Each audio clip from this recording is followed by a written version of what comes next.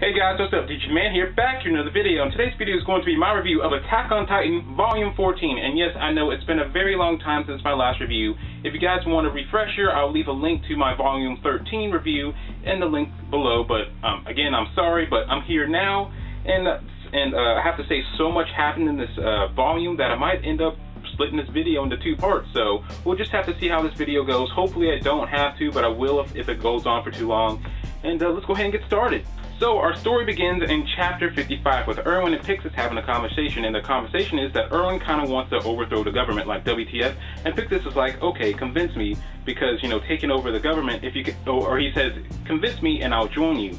But, you know, this idea of starting a revolution, forcing a revolution in a crisis like this, doesn't sound like a good idea. What's your plan? To go in there, chop off the king's head and become the new leader? I don't think the people are going to follow you if you do that. But Irwin is like, my plan doesn't involve using any armed forces or even killing anybody. And then Pixis is like, ooh, tell me more. But then Irwin's like, before I tell you more, I'm waiting on a piece of information to see if I can put my plan into motion. So while we're waiting on this news to come, let me tell you a story from my childhood. And the story from his childhood is that he talks about his dad and how he used to be a teacher and how he was one of his dad's students. And then one day in class when his dad was teaching history, he decided to ask his dad a question. His dad doesn't answer the question in class, but once they get home, his dad kind of starts answering his questions. I don't think we ever find out the question that Irwin asks, but once they get home, his dad starts talking to him, and what his dad talks to him about is that his dad feels like the books that the government has given them are mysterious and contradictory. And also it's kind of weird that nobody knows what happened before the walls, because, you know, the first generation, the people that moved into the wall should be able to tell, you know, their kids about what history was like outside the walls, but nobody knows. And so that's a big mystery right there. And that's when his dad tells him his theory, and his dad's theory was that humans turn into Titans turned into the wall, and that 107 years ago, the people who escaped to these walls had their memories altered so the king could not control them, which is, I meant to say that the king could control them. That's why we don't really know what happened before the wall. At least that's what his theory is. And after that big revelation, they kind of started talking about Eren, how he kind of controlled the Titans at one point with his screaming, and how Andy also did the same thing. And that's when Pixis was like, oh, maybe the military police didn't want to kill Eren, but what they wanted to do was control Eren and his screaming to help control the Titans to protect people. And that's also what Irwin was thinking too, until he actually went to go see some government officials, and he found out that the only thing they care about is keeping their government positions. So he's like, that's why we cannot give over Eren or whatever. So then after that conversation, the messenger shows up with the news that Pixis needed, I mean not Pixis, but Irwin needed, so he could initiate his plan. And then there's a flashback to a few hours earlier to where that news came from.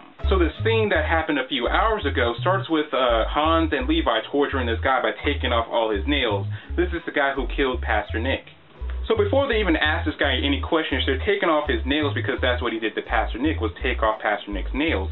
So once they're done taking off his nails, and I think Levi gives him a good right hook, he starts monologuing. He says, yes, I've tortured a lot of people, but I did it in the name of peace. Do you know why there hasn't been any wars inside these walls? Why it's been at peace? It's because of us, the people in the first squad of the military police. We do all the dirty work that people don't want to do, you know, like he talks about how he killed a teacher who was too smart for his good, which was probably Irwin's dad. They talk about how an old fool who made guns that threatened the king. I don't know what that's about. He talks about an idiotic couple who tried to fly through the air. Again, I don't really know much about that. And he talks about he even says even just a whore in some backwoods farm, which was Historia's mom. Before we go on, I forgot to mention something kind of important earlier, and that was that Irwin's dad was killed. See, when Irwin's dad told Irwin his theory, Irwin, as a stupid kid, went out and talked to other kids about it. The military police caught wind of this, and the next day his dad didn't come home because he was somehow in an accident where he was killed. Yeah. So we're going to go ahead and go back. So now we're going to go back to Levi and the torturing story thing. So once this guy's done with his monologue, Levi starts asking some questions, and the questions are like, what's with the Rice family, which is Historia's family, you know, why is this Rice family important, how are they connected to the royal family? And he kind of takes a little too long to answer the question, so freaking Hans like sticks like a taunt in the dude's mouth, like pulls out a tooth, and he's like, you know what, I don't even care anymore. You guys can torture me all you guys want. I'm not going to tell you a gosh darn thing. You know, I'm doing what I think is right as being part of the military police in the first squad, so torture me to death. I don't care. So Hans and Levi are like, okay, let's go ahead and take a break. So they take a step out into the hallway and leave the guy in his torture chair, but he can overhear their conversation. And the conversation is that they had caught his friend, or the guy's comrade, the guy that was also torturing Pastor Nick, another person in the military police that's part of the first squad. And they say, and he overhears a conversation that the guy already spilled the beans after only having one nail pull. He spilled all the beans to them. And he's like, I can't believe this. So then the scene cuts back to Irwin receiving the information that the guy spilled, and that information is, get ready for this, that freaking Historia is technically the queen. Mind blown. So what Irwin's plan is to kick this fake king out and put Historia in his place.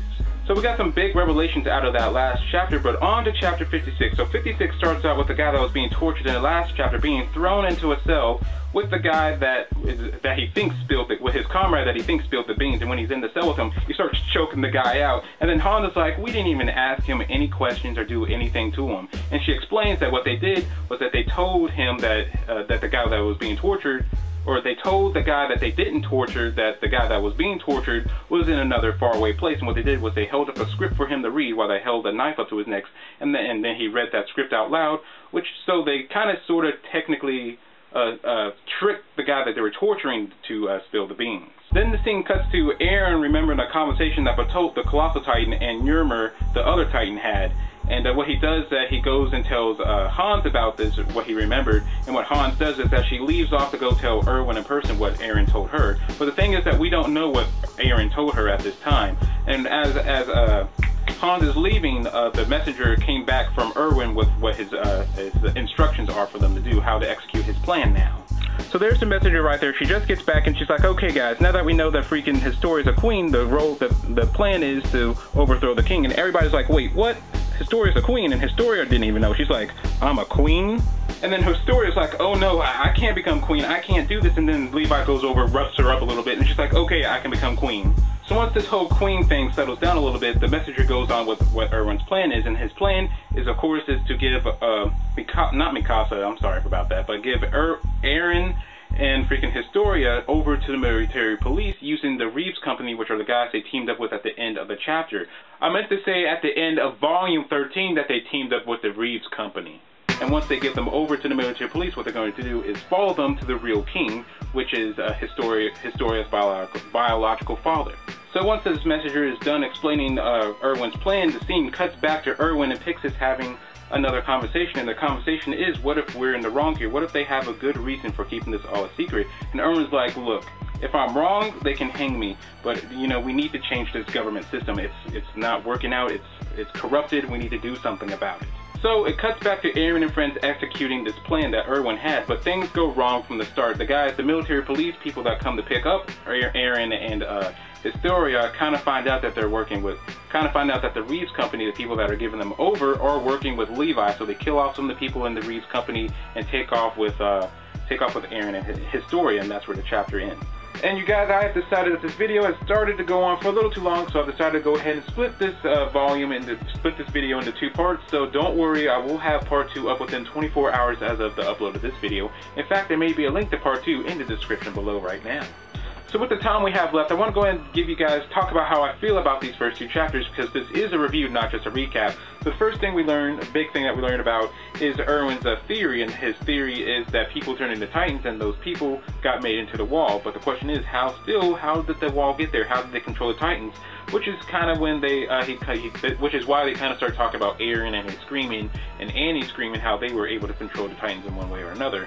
And then we also find out that his other part of his theory is that 107 years ago, that the king somehow manipulated people's memories to where they forgot about what happened before they moved inside the wall. So that's also a really big thing. So now the question is, how did they manipulate people's memories if that is what happened? I don't know. That's a big question. So the next big thing that comes up is Irwin's plan, and that is to replace the king using a Historia, because we found out the big revelation is that she's technically the queen. That's also a really big thing, and I didn't really see that coming. I know she had some type of importance, but I didn't think she was going to be freaking queen. So right now we're kind of stuck wondering what the heck Aaron told Hans for her to run off to go talk to Irwin as quickly as she did.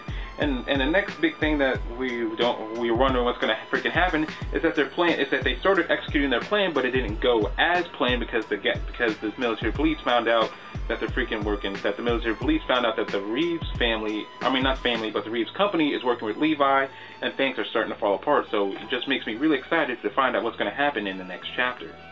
And I hope you guys are excited too, because again, the video, part 2, should be up within 24 hours of the upload of this video. Again, it might be in the description below at this very moment. So I hope you guys enjoyed this video, and as always, this is DG the Man. And if you guys like this video, like the video, and if you like me, subscribe to me. And as always, this is DG the Man, and I'll catch y'all next time. Something new, you better teach yourself to swing down, swing